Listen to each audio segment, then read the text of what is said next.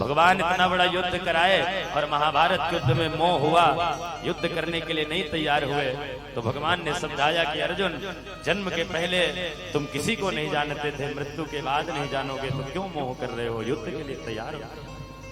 अर्जुन नहीं तैयार हुआ।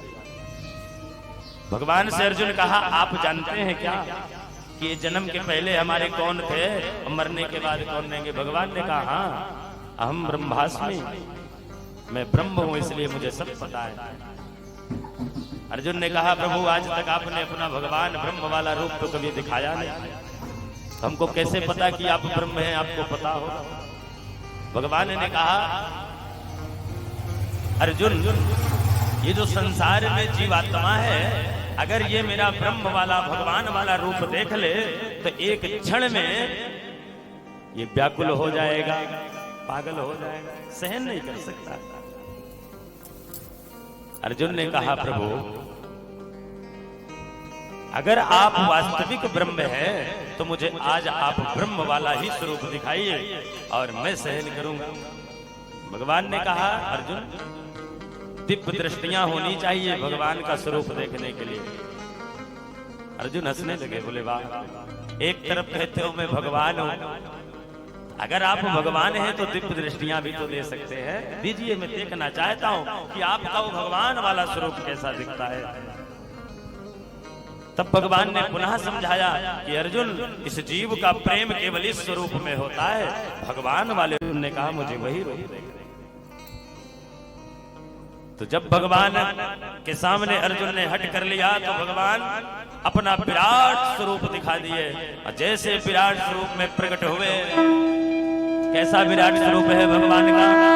बोले, सहस्त्र शीर्षा पुरखः सहस्राक्षः सहस्रपादा सभूमिगं सर्वतश्च दशांगुलम महापुरुषे वेदगं सर्वं यत भूतं यच भाव्यं। भगवान के हजारों मुख हैं, किसी से पर्वत, किसी से नदियां, किसी से सागर, किसी से सृष्टि, और यह विराट वाला स्वरूप भगवान ने जब दिखाया, अर्जुन थर थर थर थर कांपने लगे। अर्जुन ने नेत्र बंद कर लिया, बोले, प्रभु आप इस स्वरूप को जल्दी गायब कर दीजिए, एक क्षण भी देखना नहीं चाहता। तो भगवान बोले पूर्ववत स्वरूप में आकर के, अर्जुन, मैं तो जानता था कि इस जीव का प्रेम केवल इस रूप में होता है, ब्रह्म रूप में नहीं हो सकता है, क्योंकि भगवान का वही काल स्वरूप है, काल के रूप में भगवान का वही स्वरूप है। सागर, पर्वत, पहाड़, वनस्पतियां, जितना भी संसार में कुछ दिख रहा वो सब भगवान से प्रकट होने वाली वस्तु है। इसलिए भगवान ने समझाया, तो अर्जुन भगवान के समझाने पर ज्ञान योग, कर्म योग और भक्ति योग को नहीं समझ पाए, तो भगवान ने इतना कहा कि अर्जुन, अगर किसी के समझ में ज्ञान योग, कर्म योग, भक्ति योग ना आए तो सबसे अंतिम साधन है गीता को समझने का और भगवान श्री कृष्ण को अपना बनाने का। अंतिम साधन है।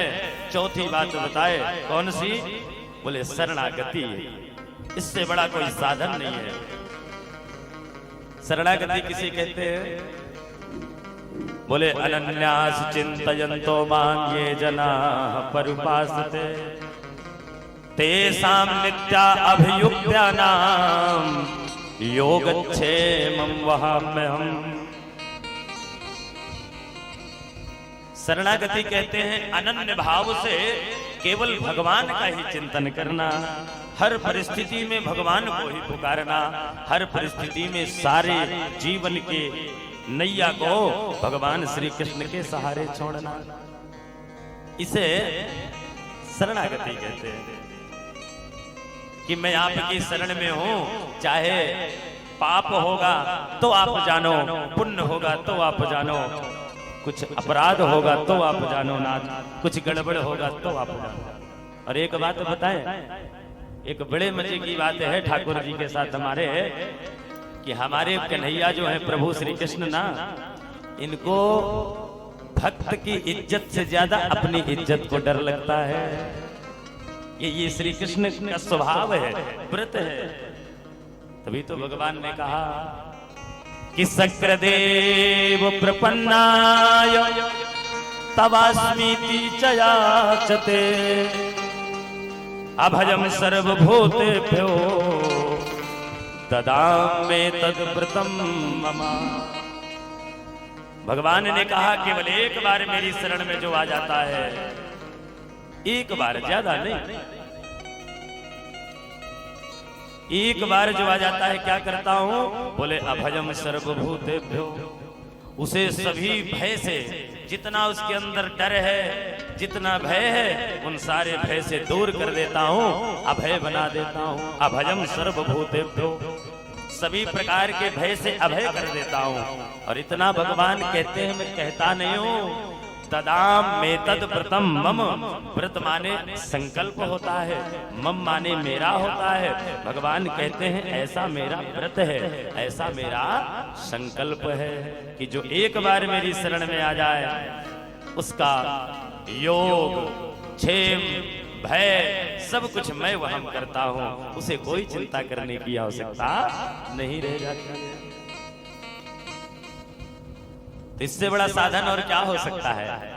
भगवान ने कहा कि तुम्हें कुछ नहीं आता है, तुम्हें गीता नहीं समझ में आई, भागवत समझ में नहीं आई, कोई बात नहीं, एक बार तो कह दे कि मैं तेरा हूं, तेरी शरण में हूं नाथ, फिर बस।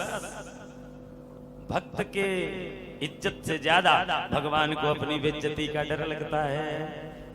उनको पता है कि अगर भक्त की इज्जत गई तो हमारी इज्जत पहले चली जाएगी, इसलिए भगवान को हमसे ज्यादा चिंता भगवान को हमारी हो जाती है।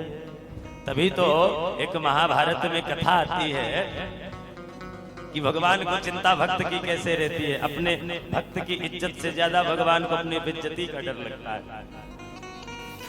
महाभारत में कथा आती है, जिस समय